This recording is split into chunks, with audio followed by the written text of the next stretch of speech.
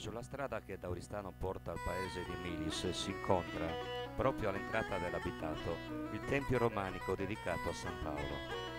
L'edificio fu costruito senza dubbio in due tempi diversi.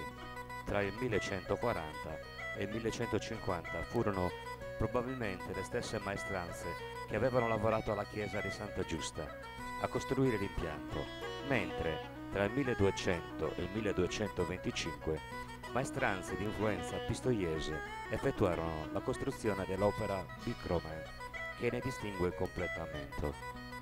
La navata è coperta da strutture lignee e il transetto invece da volte a crociera. Esternamente il portale principale è un arco di scarico bicolore. L'edificio sorge su un alto stilovate, piano pavimentale su cui poggiano le mura del tempio, non giustificato dalla presenza di una cripta e realizzato in trachite.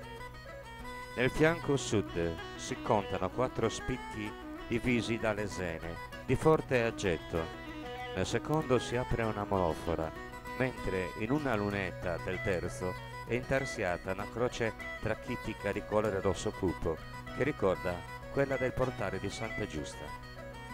Si apre nell'abside una monofora strombata, caratterizzata dal davanzale inclinato che attesta la partecipazione di maestranze cistercensi. I bracci del transetto presentano ampi archetti poggianti sulle lesene con capitelli e pennacchi.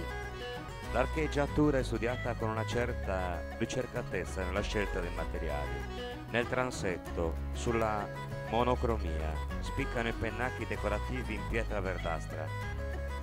Ghiere bicolori alternano segmenti trachitici e di arenaria, motivi attinti da Santa Giusta e dalla Cattedrale di Pisa.